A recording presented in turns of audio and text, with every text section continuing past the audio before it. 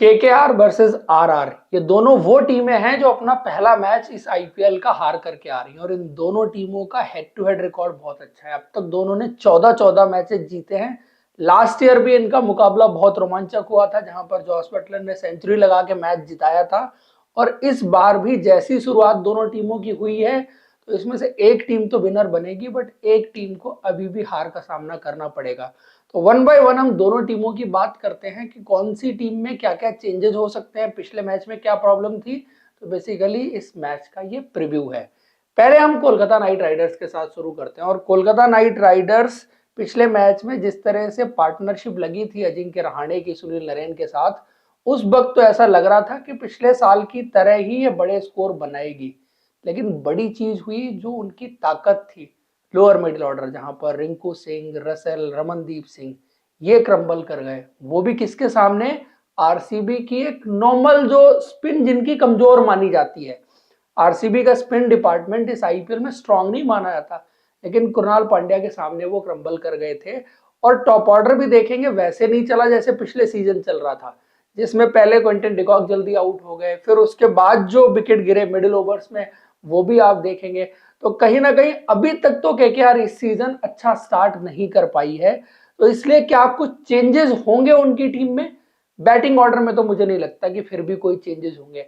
Batting order के लिए आप कह सकते हैं कि ये वन ऑफ फेलियर था, और बैटिंग ऑर्डर तो यही रहेगा, क्योंकि सुनील नरेन ने अभी भी रन बनाए हैं। क्विंटन डिकॉक के बारे में आप अभी सोच भी नहीं सकते पहले मैच के बाद कि आप इतना जल्दी चेंज कर देंगे।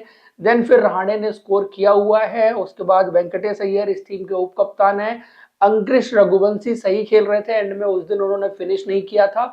और बाकी तीन प्लेयर्स की जिनकी बात मैंने की वो तो श्योर शॉट प्लेयर है इस टीम में।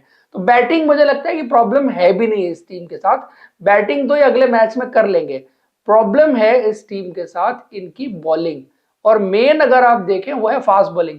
बिकॉज स्पिन में भी जहां सुनील नारायण और वरुण चक्रवर्ती हों, एक आधा मैच में तो किसी को भी रन पड़ जाते हैं, जो कि वरुण चक्रवर्ती को पड़ गए थे। बट वरुण चक्रवर्ती को रन पड़ने के पीछे दो वजह थी। एक तो विकेट ऐसा था जो कि आप आईपीएल में देख ही रहे हैं कि हर गेंदबाज को रन पड़ रहे हैं। दूसरा, फास्ट बॉलर्स की पिटाई जिस तरह से हुई थी। वैभव अरोड़ा ने जब शुरू किया, गेंद स्विंग हो रही थी, बावजूद उनके अच्छे खासे रन पड़ गए। तो फिर वरुण चक्रवर्ती को जल्दी लाना पड़ा, और पावर प्ले में फिल सॉल्ट ने वो सोच समझ के जो कैलकुलेटिव रिस्क लिए वो पेड ऑफ कर गए। तो वरुण चक्रवर्ती भी उस दिन एक्सपेंसिव हो गए थे। इसीलिए इनको अपनी फास्ट बॉलिंग को थोड़ा सा स्ट्रेंथन करने की जरूरत रहेगी। पहली चीज कि वैभव अरोड़ा एक तो या तो बेहतर बॉलिंग करें, या उनका रिप्लेसमेंट आपको देखना पड़ेगा कि आप किसी को लेके आ सकते हैं। और दूसरा, सिर्फ वैभव अरोड़ा प्रॉब्लम नहीं थे, प्रॉब्लम इनके स्पेंसर जॉनसन भी थे, क्योंकि स्पेंसर जॉनसन ने जिस तरह से गेंदबाजी की है, वो भी वैसे अगर आप देखो टी20 क्रिकेट में, वर्ल्ड क्रिकेट में कोई बहुत बड़े 30 मार खान नहीं है। एनरिच नॉकिए रिसेंटली क्रिकेट तो उनकी भी बहुत अच्छी नहीं जा रही है, बट एटलीस्ट आईपीएल में खेले हैं, प्रूवन हैं, तो बेटर प्लेयर एटलीस्ट फिर भी आप उनको काउंट करेंगे। ये सब्जेक्टिव है कि आप दोनों में से किसकी तरफ जाते हैं। एनरिच नॉकिए फिट नहीं थे पहले मैच में, दैट्स व्हाई स्पेंसर जॉनसन खेल रहे थे। अब उनकी फिटनेस को लेकर के श्योरिटी नहीं है, बट इट विल डिपेंड कि अगर वो फिट हैं तो क्या वो प्लेइंग 11 में आएंगे। तो ये वाला एक चेंज और हो सकता है। एक और इंटरेस्टिंग चीज आपको देखने को मिलेगी कि यहाँ पर गुवाहाटी में विकेट थोड़ा सा, जो हैदराबाद में आपने जैसे देखा था या पहले वाले मैच में कोलकाता में देखा था, उससे डिफरेंट देखने को मिलेगा। स्पिनर्स इन प्ले आएंगे, इसलिए फिर केकेआर की ताकत और बढ़ जाती है।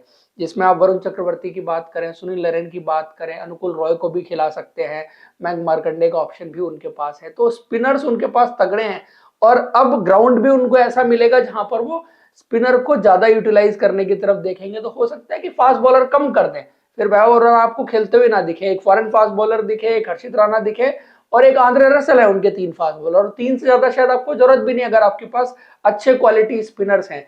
तो ये कुछ केकेआर की स्ट्रेटेजी जो है मुझे लगता है कि हो सकती है, क्योंकि स्पिन इन प्ले आएगी। देन आते हैं राजस्थान रॉयल्स, और राजस्थान रॉयल्स की प्रॉब्लम्स थोड़ी सी ज्यादा दिख रही है। पहली चीज जहां से शुरू हो जाती है वो कप्तानी है। Sanju Samson is a matured leader, बहुत अच्छे से कप्तानी करते हैं, बहुत अच्छे से टीम चलाते हैं। पर अगर बात रेयान पराग की जाए तो एकदम नए नवेले से हैं। पहले मैच में आपने देखा भी कि जिस तरह से वो क्लूलेस नजर आ रहे थे। होपफुली दूसरे मैच में थोड़ा सा कॉन्फिडेंट होंगे और अश्योर्ड चेंजेस करेंगे। ऐसा नहीं कि बॉल चेज कर रहे हो जैसे पहले मैच में कर रहे थे। तो पहली चीज तो कप्तान को अपने आप को जो है वो काम रखना है और कप्तानी ढंग से करनी है। दूसरी चीज अगर बैटिंग ऑर्डर से शुरू करें तो बैटिंग में जो प्लेयर्स हैं वो तो चेंज हो ही नहीं सकते क्योंकि इनके पास ऑप्शन है ही नहीं। ये चेंज जो चीज कर सकते हैं मेरे हिसाब से बैटिंग ऑर्डर है, जो मैं पहले भी बात कर रहा था कि ध्रुव जोरेल के लिए इस टीम में नंबर 3 की पोजीशन बेस्ट है। रियान पराग 3 नंबर पर आए थे, थोड़ा गुस्से और फ्रस्ट्रेशन में भी थे, जो दिखी थी जिस तरह से शॉट लगाने की कोशिश कर रहे थे।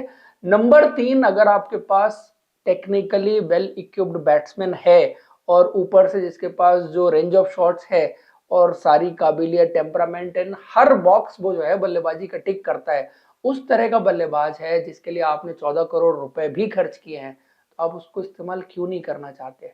और फिर अगर आप उनको 3 इस्तेमाल करते हैं, 4 रियान रखते हैं, 5 नीतीश रखते हैं, 6 सिमरन हेटमायर है, 7 नंबर तो इनके लिए बहुत बड़ा पॉजिटिव निकले शुभम दुबे जिस तरह से उन्होंने बल्लेबाजी की है।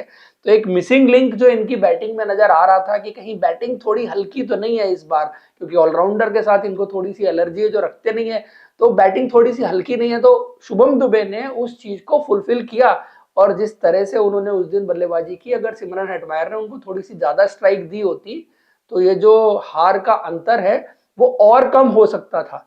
बिकॉज सिमरन हेटमायर उस दिन काफी ज्यादा गेंदें खेल गए थे, शायद वो प्रैक्टिस कर रहे थे अगले मैच के लिए। सिमरन हेटमायर वैसे स्पिनर्स के खिलाफ थोड़ा सा अच्छा खेलते हैं, अपर हैंड रहा है उनका केकेआर के स्पिनर के खिलाफ, वो तो खैर एक इंटरेस्टिंग डिबेट रहेगी, बैटल रहेगी। बट दूसरी तरफ इनकी जो प्रॉब्लम्स हैं उनको अगर आप देखें तो इनके फास्ट बॉलिंग में भी प्रॉब्लम है, इनके स्पिन बॉलिंग में भी प्रॉब्लम है। मेन इनकी प्रॉब्लम जो है वो कॉम्बिनेशन में है, स्पिनर्स यहां पर इन प्ले रहेंगे।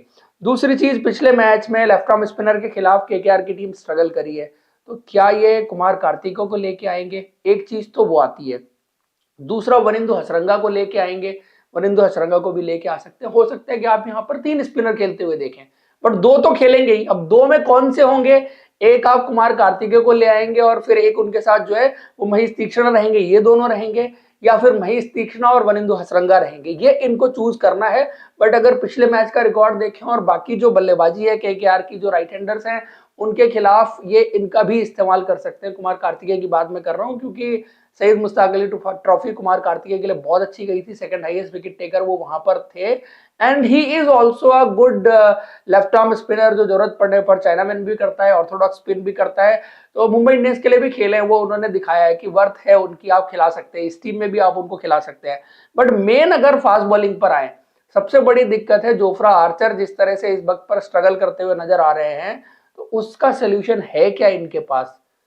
भाई मुझे नहीं लगता है कि इनके पास सोल्यूशन है।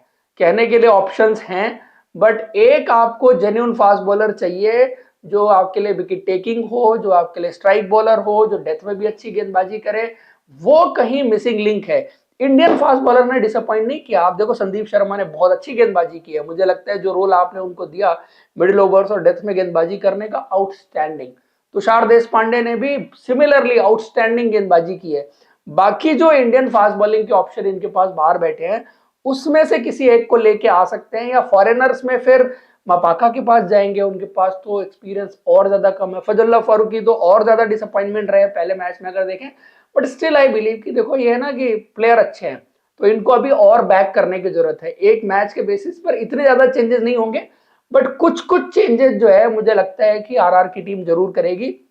वेदर वनिंदु हसरंगा वापस आएंगे और फिर जो है वो फजलुल्लाह फारूकी नहीं खेलेंगे, तो वो एक चीज आपको हो सकता है कि देखने को मिले, बट बहुत ज्यादा चेंजेस अनलाइकली हैं। बाकी टीमों की फॉर्मेशन में थोड़ा बहुत चेंज हो सकती है और होपफुली इस बार टॉस जीत के जब सिक्का उछले तो रियान पराग फैसला सही करे कि उनको करना क्या है। तो दोस्तों ये था प्रीव्यू आरआर वर्सेस केकेआर के मैच का। आपको पसंद आया तो लाइक और चैनल को सब्सक्राइब जरूर करें। Thank you, see you in next video.